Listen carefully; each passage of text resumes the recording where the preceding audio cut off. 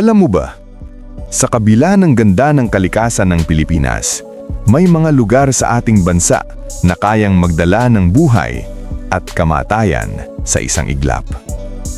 Akala natin, ang mga bundok ay tahimik lamang na bahagi ng tanawin, mga lugar na pwede nating akyatin, kuhanan ng litrato at gawing background ng ating mga alaala. Pero ang hindi alam ng marami, may mga bundok na buhay, humihinga at naghihintay lamang ng tamang oras para magising. Sa ilalim ng kanilang magandang anyo, may kumukulong galit, lava, abo at lakas na kayang burahin ang buong bayan sa loob lamang ng ilang minuto. Sa video na ito, dadalhin kita sa top 12 pinakamagandang bulkan sa Pilipinas. Mga bulkan na kahanga-hanga sa ganda, mga tanawing sa Pilipinas mo lang makikita. Siguraduhin mong tapusin ang video na ito dahil pagdating natin sa number 1, mapapatanong ka na lang kung handa ka ba talagang makita ang isang bulkan ng harapan? Pero bago yun, huwag kalimutang mag-like, mag-comment at mag-subscribe para sa mas marami pang kaalaman, hiwaga at kwento tungkol sa ating mundo. Handa ka na ba? Simulan na natin. Top 12, Mount Arayat ng Pampanga. Ang Mount Arayat ay isang dormant volcano na matatagpuan sa lalawigan ng Pampanga at may taas na humigit kumulang 1,026 meters above sea level. Wala itong naitalang pagsabog sa kasaysayan, ngunit itinuturing pa rin itong bulkan dahil sa hugis at istruktura nito na nabuo mula sa sinaunang volcanic activity. Bagamat hindi ito kasing sikat ng ibang bulkan sa bansa, nangingibabaw ang Mount Arayat sa kapatagan ng Central Luzon dahil sa nag-iisa nitong anyo.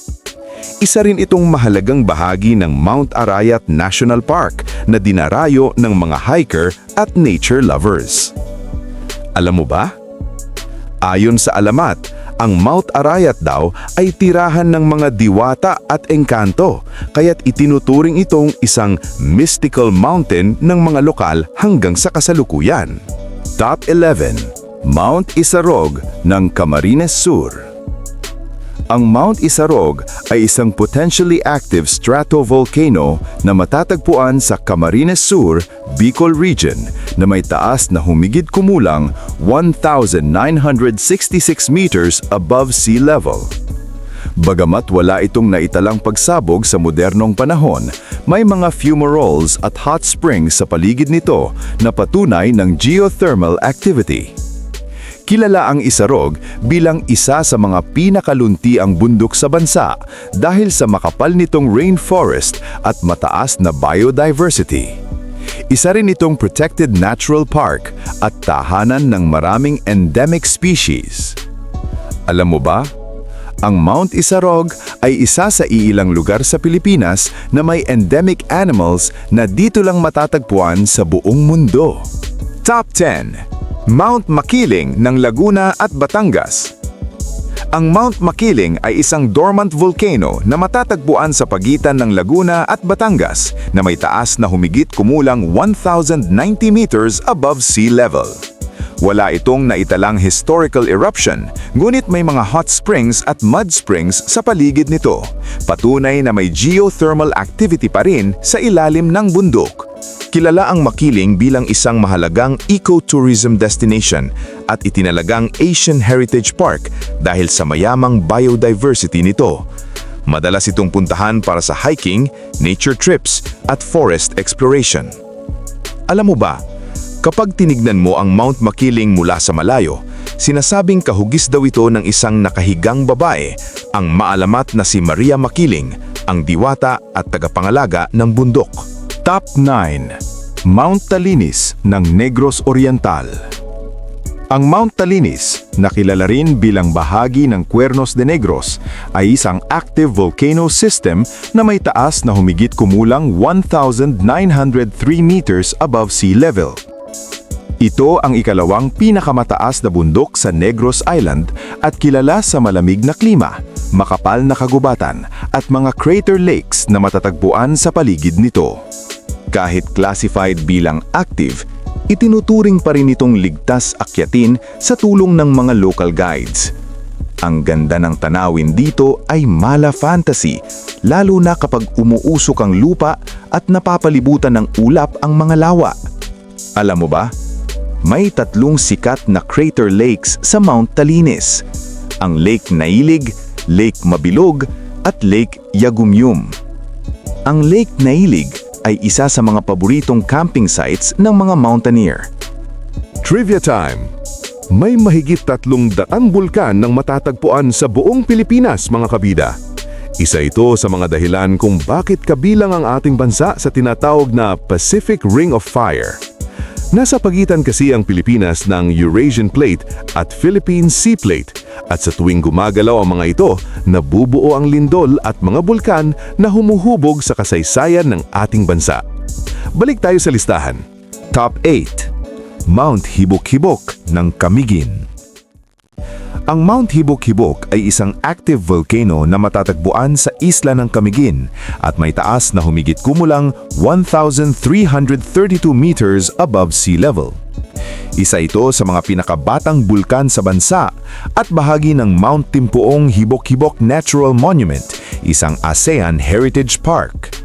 Kilala ang hibok-hibok sa perpektong kombinasyon ng dagat, bundok at ulap.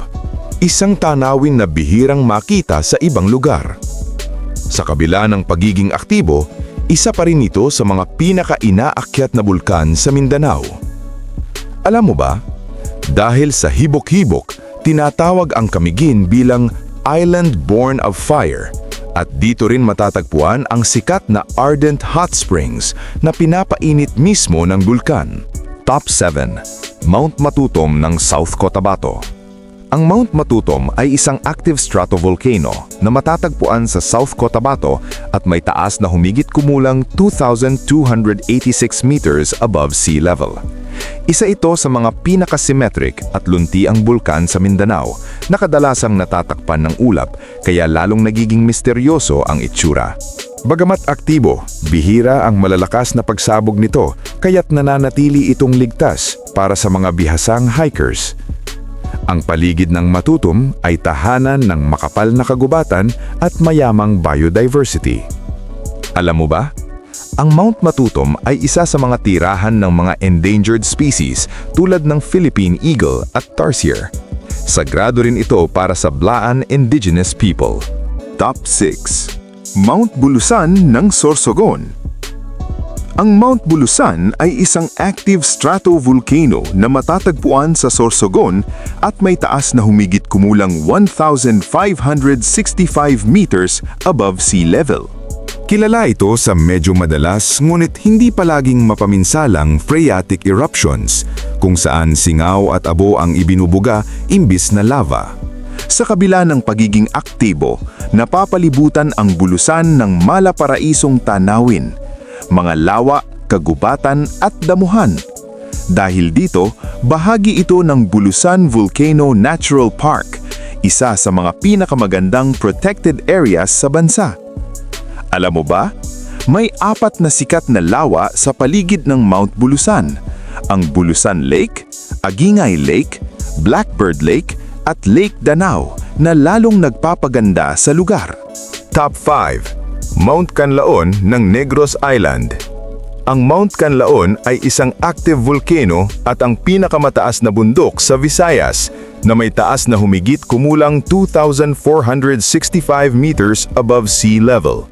Matatagpuan ito sa pagitan ng Negros Oriental at Negros Occidental at nasa loob ng Mount Canlaon Natural Park, isa sa mga pinakamatandang national parks sa Pilipinas. Kilala ang Canlaon sa dramatikong tanawin, mula sa rolling grasslands hanggang sa makapal na ulap sa tuktok. Sa kabila ng pagiging aktibo, patuloy pa rin itong dinarayo ng mga mountaineer dahil sa kakaibang ganda nito. Alam mo ba? Iba't ibang hot springs tulad ng Mambukal at Bungol ang matatagpuan sa paanan ng Mount Canlaon. Patunay na buhay pa rin ang init ng bulkan sa ilalim nito. Trivia time! Ayon sa PHIVOX, may 24 na aktibong bulkan sa buong Pilipinas. Ngunit sa mga ito, 6 ang itinuturing na pinakaaktibo. Ang Mayon, Pinatubo, Taal, Hibok-Hibok, Bulusan at Kanlaon. Mga bulkan na patuloy na binabantayan hanggang ngayon. Samantala, may mga inactive o natutulog na bulkan rin sa bansa. Ilan sa mga halimbawa nito ay ang Mount Makiling sa Laguna, Mount Iraya sa Batanes at Mount Alu sa Sulu. Habang ang Mount Butay sa Camiguin ay itinuturing na isang extinct volcano. Balik tayo sa listahan. Top 4. Taal Volcano ng Batangas. Ang Taal Volcano ay isang active at complex volcano system na matatagpuan sa Batangas at may taas na humigit kumulang 311 meters above sea level. Bagamat hindi ito ang pinakamataas, isa ito sa mga pinakamapanganib na bulkan sa mundo dahil sa dami ng craters at sa lokasyon nito sa loob mismo ng isang lawa. Binubuo ang Taal ng Volcano Island, Lake Taal at mga nakapaligid na vents na dahilan kung bakit kakaiba ang itsura nito kumpara sa ibang bulkan. Sa kabila ng pagiging delikado, nananatili itong isa sa mga pinakamagandang tanawin lalo na kapag minamasdan mula sa Tagaytay. Alam mo ba, ang Taal ay itinuturing na isa sa mga pinakamaliit ngunit pinakaaktibong bulkan sa mundo at may mahigit 47 craters at Mars sa loob ng buong volcano system nito. Top 3. Mount Pinatubo ng Zambales, Tarlac at Pampanga. Ang Mount Pinatubo ay isang active stratovolcano na may taas na humigit kumulang 1,460 meters above sea level. Kilala ito sa mapaminsalang pagsabog noong 1991, isa sa pinakamalalakas na volcanic eruptions sa buong mundo noong ika-20 siglo. Mula sa dating halos hindi kilalang bundok, naging simbolo ang Pinatubo ng kapangyarihan ng kalikasan. Sa kasalukuyan, ang Turquoise Crater Lake nito ang isa sa pinakamagandang natural wonders sa Pilipinas. Alam mo ba? Ang pagsabog ng Mount Pinatubo noong 1991 ay nagpalamig ng global temperature ng mundo ng halos 0.5 degrees Celsius sa loob ng ilang taon dahil sa dami ng abo at sulfur na ibinuga nito. Top 2. Mount Apo ng Davao. Ang Mount Apo ay ang pinakamataas na bulkan sa Pilipinas na may taas na 2,938 meters above sea level. Isa itong active stratovolcano na matatagpuan sa Mindanao at bahagi ng Mount Apo Natural Park, isang ASEAN Heritage Site. Kilala ang Mount Apo sa lawak ng tanawin nito, mula sa makapal na rainforest, volcanic rocks, hanggang sa malamig na hanging bumabalot sa tuktok. Para sa maraming mountaineer, ang marating ang tuktok ng Apo ay isang pangarap at karangalan. Alam mo ba, sa tuktok ng Mount Apo, makikita ang Lake Venado, isa sa pinakamataas na lawa sa Pilipinas na nabuo sa isang sinaunang volcanic crater. Top 1. Mayon Volcano ng Albay. Ang Mayon Volcano ay isang active stratovolcano na may taas na humigit kumulang 2,462 meters above sea level at itinuturing na isa sa pinakamagandang bulkan sa buong mundo. Matatagpuan ito sa Albay, Bicol Region at kilala sa halos perpektong cone shape na bihirang makita kahit saan sa planeta. Sa kabila ng mahigit 30 na italang pagsabog, nananatili itong simbolo ng kagandahan at panganib na magkatuwang na umiiral. Para sa marami, ang Mayon ay hindi lang bulkan. Isa itong obra maestra ng kalikasan. Alam mo ba?